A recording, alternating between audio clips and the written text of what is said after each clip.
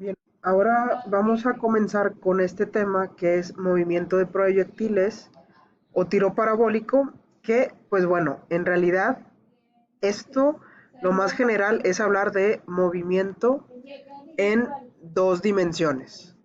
Movimiento en dos dimensiones, ¿sí? Lo que hemos visto hasta ahora fue movimiento solamente en X y luego vimos movimiento solamente en Y. Tiro vertical y caída libre, y aquí vimos MRU, MRUA, ¿verdad? Bueno, aquí también aplica MRUA. Pero ahora vamos a ver movimiento combinado en las dos dimensiones, tanto en X como en Y. Entonces, esta combinación de movimientos me van a dar una forma de parábola, porque me estoy moviendo a la vez que me muevo en X, me muevo en Y. A la vez que me muevo en X, me muevo en Y. Bien, pues vamos a ver algunos de los principios a partir de este esquema. Entonces, fíjate bien, el objeto va a seguir esta trayectoria que voy a marcar en amarillo, que es una parábola, ¿verdad? Una parábola. El objeto son estos puntos en amarillo que estoy remarcando. El objeto se va a mover en estas distintas posiciones. Fíjate cómo en cada una de estas posiciones tenemos varios vectores. Bueno, principalmente estoy marcando se nota el verde y el rojo, ¿sí? Pero para cada una de estas posiciones tenemos aquí un vector de velocidad. Aquí no se nota bien, un vector de velocidad. Acá hay otro que está en color negro, aquí ya en color negro, ¿sí? Tengo este vector de velocidad. Pues bueno, esta velocidad es una velocidad resultante. Es un vector ya en el espacio, con lo que viste tú en el curso propedéutico de física, de trigonometría. Este es un vector en el espacio. Este diagrama, si te fijas, está acomodado en un eje coordenado X, Y, ¿verdad? X, Y. Ahora, cada uno de estos vectores en color negro tienen su respectiva componente en X y componente en Y, ¿sí? El vector en rojo es la componente en X y el vector en verde es la componente en Y.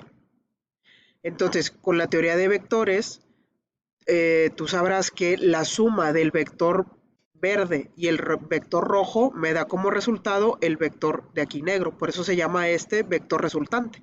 Y así para cada uno de los casos. La suma del verde y del rojo me dan el vector de color negro, que es el vector resultante. ¿De acuerdo? Entonces, tenemos velocidades tanto en X como en Y.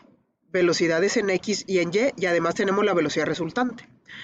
Todas las velocidades en X, aquí me lo indica, las velocidades en X van a seguir este tipo de movimiento. En los experimentos que se han hecho a lo largo de los años, se demostró que en el tiro parabólico el movimiento en X es MRU, es decir, con velocidad constante.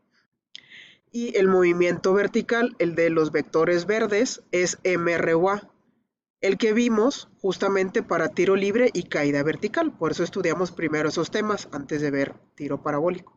¿De acuerdo?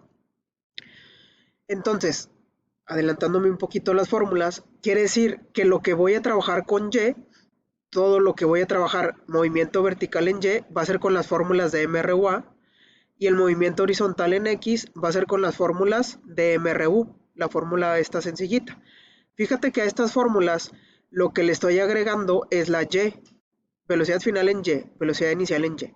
Esto es simplemente para que no te confundas y que tengas en claro que en estas velocidades y en estos desplazamientos tiene que ser información del eje vertical y aquí del eje horizontal. ¿De acuerdo? Bien. Ahora, vamos a ver qué es lo que sucede. Vamos a tomar de cuenta que un close-up a lo que sucede en uno de estos vectores para ver, analizar qué está sucediendo. Entonces tenemos el vector resultante, que es este que estoy remarcando en color negro, y este vector resultante tiene su componente en X y su componente en Y. ¿De acuerdo? Que estos vectores, si los sumamos, me van a resultar este vector en color negro. Bien, de acuerdo a la teoría de vectores y al teorema del paralelogramo, si nosotros replicamos esta línea acá arriba de la misma dimensión y esta línea acá, la diagonal de ese paralelogramo es el vector resultante. O bien podemos hacer una suma de vectores. este vector y sumarle el verde y me da este como el vector resultante. Ahora lo que quiero que te enfoques es sobre todo en este triángulo rectángulo que estoy marcando en celeste. Este triángulo rectángulo lo voy a separar aquí abajo. Lo voy a poner aquí. Este triángulo rectángulo, de aquí se desprenden muchas de las fórmulas que vamos a utilizar. ¿Sí? Aquí tengo el ángulo, bueno, alfa, la hipotenusa de este triángulo rectángulo vale V, este cateto vale VY y este cateto vale VX. Entonces, al ser un triángulo rectángulo, este triángulo sigue tanto la ley de Pitágoras como todas las leyes de trigonometría. Entonces, lo voy a expresar en este espacio. Entonces, por Pitágoras, ¿qué me diría? Que la hipotenusa al cuadrado es esta, la hipotenusa al cuadrado es igual a la suma de los catetos al cuadrado. Así de esta manera. Entonces, esta es una primera fórmula que se desprende de aquí.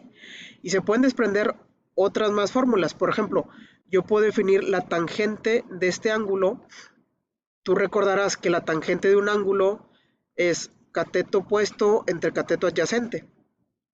Entonces, cateto opuesto a alfa es VY. Cateto adyacente es VX. ¿Sí? Y de aquí van a salir algunas fórmulas que te voy a poner más adelante. ¿Qué otra se puede desprender de aquí? Puedo decir que, por ejemplo, el seno de alfa pues va a ser cateto opuesto. Bueno, tú sabes la definición de que seno es cateto opuesto entre hipotenusa, ¿verdad? Cateto opuesto entre hipotenusa, entonces me va a quedar VY sobre V.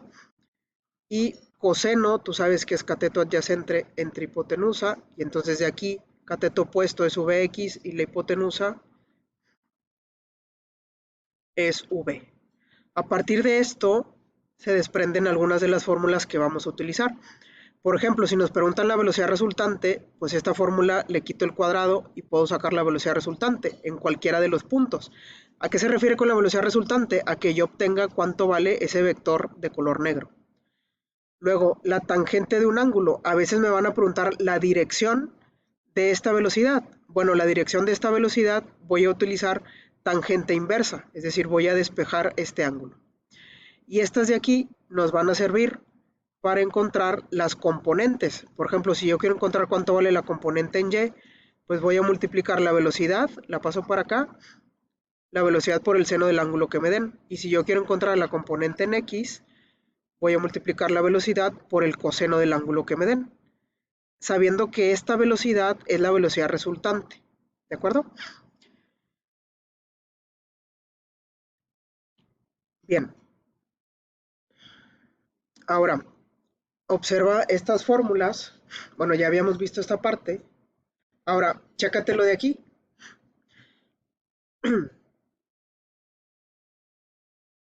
Esta es la fórmula que te mencionaba ahorita. Vx es V coseno del ángulo, Vy va a ser V por el seno.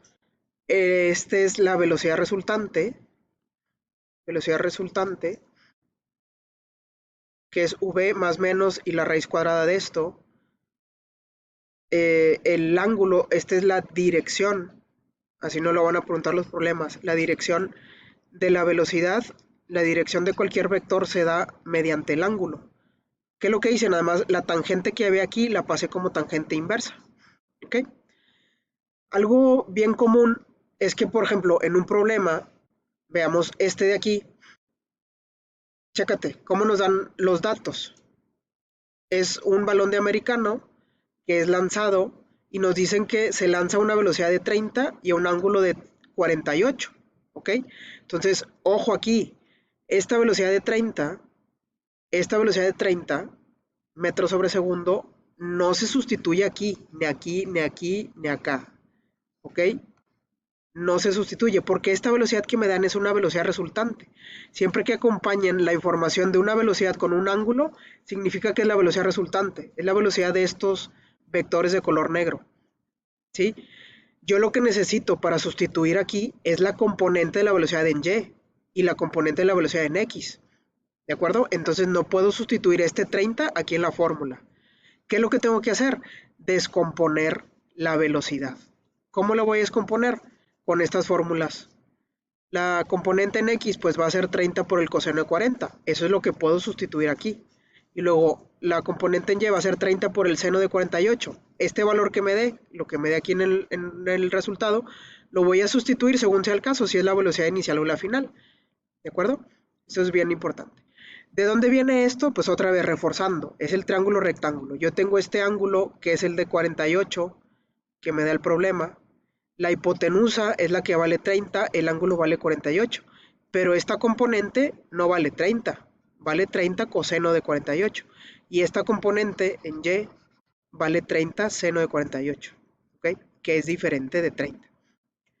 Bien, pues ya en la siguiente sesión vamos a trabajar ya en algunos de estos problemas para encontrar la altura máxima, ¿sí? Que la altura máxima pues va a variar a partir de nuestro punto de referencia.